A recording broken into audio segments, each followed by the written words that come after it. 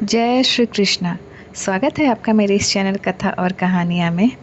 इस दुनिया में जब भी प्रेम की मिसालें दी जाती है तो उसमें सबसे पहला नाम भगवान कृष्ण और राधा जी की आती है। संसार को प्रेम और स्नेह का पाठ पढ़ाने वाले श्री कृष्ण का नाम हमेशा राधा जी के साथ ही लिया जाता है। सदियों से राधा कृष्ण की प्रेम कहानी उदाहरण के रूप में पेश की जाती है। राधा कृष्ण के प्रेम को जीवात्मा और परमात्मा का मिलन कहा जाता है। धार्मिक ग्रंथ के अनुसार श्री कृष्ण को अपार प्रेम का प्रतीक माना जाता है और पुराणों के अनुसार ऐसा माना जाता है कि भगवान कृष्ण की 16,108 रानियां थीं, जिनमें रुक्मणी और सत्यभामा उनकी सबसे प्रिय रानियां थीं। इसके अलावा यह भी कहा जाता है कि श्री कृष्ण अपने बचपन में ही गोपियों के साथ रासलीला किया करते थे, जो आज भी मशहूर है। लेकिन सभी को प्रेम सिखाने वाले श्री कृष्ण का नाम आज भी सिर्फ और सिर्फ राधा जी के साथ ही लिया जाता है। आपने जब भी कृष्ण भक्तों को देखा सुना होगा, वो राधा श्याम नाम का ही जाप करते हैं।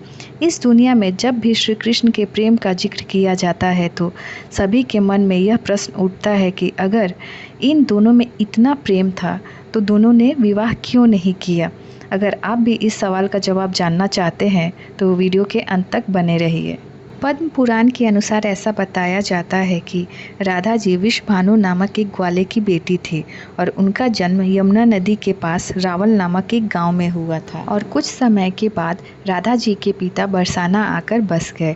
लेकिन दूसरे तरफ कुछ विद्वानों का कहना है कि राधा जी का जन्म बरसाना गांव में ही हुआ था। इसी के साथ ब्रह्म वैवर्त के अनुसार बताया गया है कि राधा जी उम्र में कृष्ण जी से 11.5 माह बड़ी थी। कृष्ण जी से पहले राधा जी का जन्म हुआ था, लेकिन जब तक भगवान कृष्ण के दर्शन नहीं हुए वे अपनी आंखें बंद रखी। जब भगवान कृष्ण बांसुरी बजाते थे तो राधा जी उनकी बांसुरी सुनकर दीवानी हो जाती थी और बेसुध होकर नाचने लगती थी। मान्यता है कि राधा कृष्ण जब बचपन में मिले थे तभी उन्हें अपने प्रेम का आभास हो गया था। श्री कृष्ण राधा जी से प्रेम करने लगे। दोनों एक दूसरे से विवाह भी करना चाहते थे। जब ये बात राधा जी के घर में पता चली तो उन्होंने राधा जी को कैद कर दिया।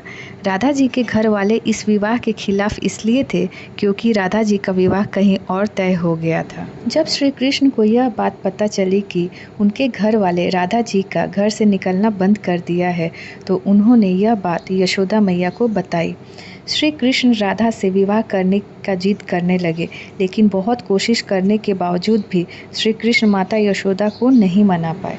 यशोदा मैया ने यह कहकर बात को टाल दिया कि एक तो राधा जी उनसे उम्र में बड़ी हैं और दूसरी उनकी शादी कहीं और ठीक हो गई है। यशोदा जी ने जब यह बात नंद बाबा को बताई तो उन्होंने श्री कृष्ण को बहुत समझाया और राधा जी से विवाह न करने की सलाह दी। लेकिन इतना समझाने के बाद भी कृष्ण जी राधा जी से विवाह करने का जिद नहीं छोड़ रहे थे। तब यशोदा मैया और नंद बाबा श्री कृष्ण को आरसी गर्ग के पास ले गए। गर्ग आरसी ने समझाया कि तुम्हारा जन्म किसी खास लक्ष्य के लिए हुआ है, इसकी भविष्यवाणी हो चुकी है। तुम तारनहार हो, तुम इस संसार में धर्म की स्थापना करोगे। तुम्हें इस ग्वालिन से विवाह नहीं करना चाहिए, तुम्हारा एक खास लक्ष्य है। तब श्री कृष्ण कहते हैं, मुझे नहीं बनना तारनहार, मैं तो इन गायों, ग्वालिनों, नदी और पहाड़ों के बीच में ही रहकर प्रसन्न और आनंदित हूँ। और यदि मुझे धर्म की स्थापना करनी ही है तो क्या मैं इस अधर्म के साथ शुरुआत करूँ कि जो मुझे चाहती है और जिससे मैं प्रेम करता हूँ उसे छोड़ दूँ? यह तो न्याय नहीं है।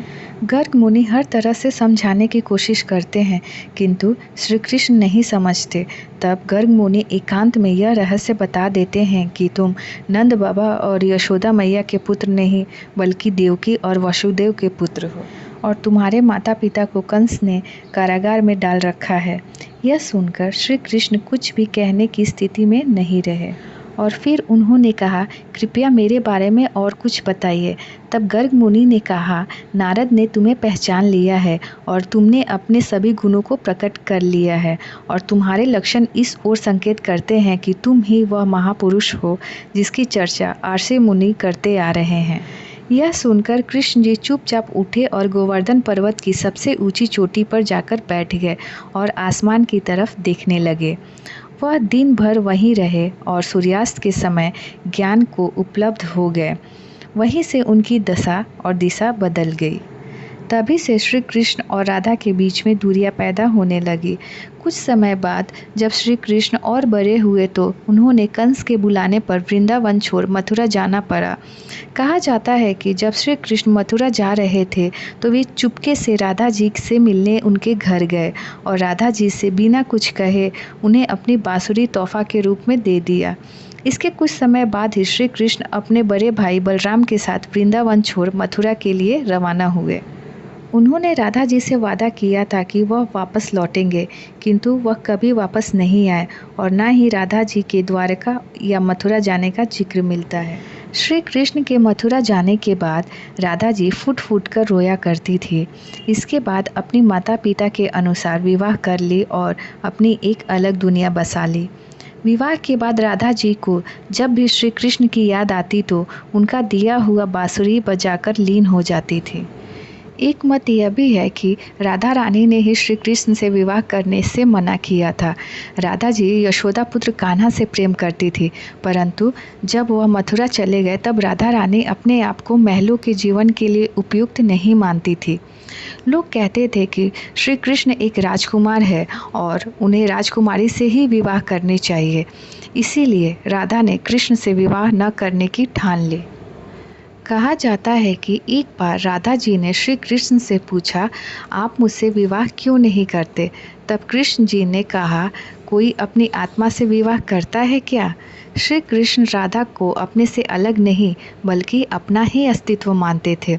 वे मनुष्य को यह सीख देना चाहते थे कि प्रेम भौतिक संबंध नहीं बल्कि आध्यात्मिक प्रकृति है। प्रेम और विवाह एक दूसरे से अलग नहीं है। जैसे राधा कृष्ण बिना विवाह किए भी सदियों से एक ही है। जहाँ कृष्ण का नाम है वहाँ राधा का स्मरण जरूर होता है। श्री कृष्ण और राधा जी का विवाह न होने का एक और कारण यह भी कहा जाता है कि श्री कृष्ण की प्रिय राधा उनके साथ गोलोक में वास करती थी। एक बार राधा जी श्री कृष्ण का इंतजार कर रही थी। काफ़ी देर इंतजार करने के बाद भी श्री कृष्ण वहाँ नहीं आए। तब राधा जी क्रोधित हो गई और श्री कृष्ण को खोजने निकल पड़ी। तभी रास्ते में उन्हें श्री दामा मिले। उन्होंने श्री दामा से कृष्ण जी के बारे में पूछा। श्री दामा ने राधा जी को क्रोधित देखा तो वह झूठ बोल दिए कि श्री कृष्ण तो आपसे ही मिलने गए हुए हैं। लेकिन जब राधा जी आगे चलकर देखी कि श्री कृष्ण एक ग्वालन ब्रिजा के साथ फल खा रहे हैं तो उनसे रहा नहीं गया। अपने प्राणों से भी प्रिय श्री कृष्ण की किसी और स्त्री के साथ फल खाते हुए देख राधा जी को क्रोध आ गया और उन्होंने ब्रिजा को श्राप दे दिया कि वह इस गोलोक में और समस्त भूलोक पर नदी की प्रवाह बनकर बहती रहेगी। ब्रिजा राधा जी के श्राप के कारण नदी का रूप लेकर वहां से अंतर्ध्यान हो गई और श्रीदामा के झूठ बोलने पर राधा जी और भी ज़्यादा क्रोधित हो गई और श्रीदामा को उन्होंने यह श्राप दे दिया कि उनका अगला जन्म राक्षस कुल में ही होगा। तब इसके जवाब में श्रीदामा ने राधा जी को पृथ्वी लोक पर मानव रूप में जन्म लेने का श्राप दे दिया और साथ ही यह भी श्राप दिया कि अपने प्राण प्रिय कृष्ण को पाने के लिए तरसेंगी। अगले जन्म में श्रीदामा राधा जी के श्राप के कारण शंखचूड़ नामक राक्षस बना और श्रीदामा के श्राप के कारण राधा जी को मानव रूप में जन्म लेना पड़ा। पूर्ण जन्म के श्राप के कारण श्री कृष्ण को कंस से युद्ध करने के लिए मथुरा जाना पड़ा। यहीं से राधा जी और कृष्ण का वियोग शुरू होने लगा। इसके बाद राधा जी का विवाह रायान से हो गया और वे सदा के लिए अपने प्रेम कृष्ण से दूर हो गए। राधा जी के बारे में यह भी कहा जाता है कि वे अपने पति रायान के पास अपनी छाया स्थापित कर वैकुंठ लौट गई थी।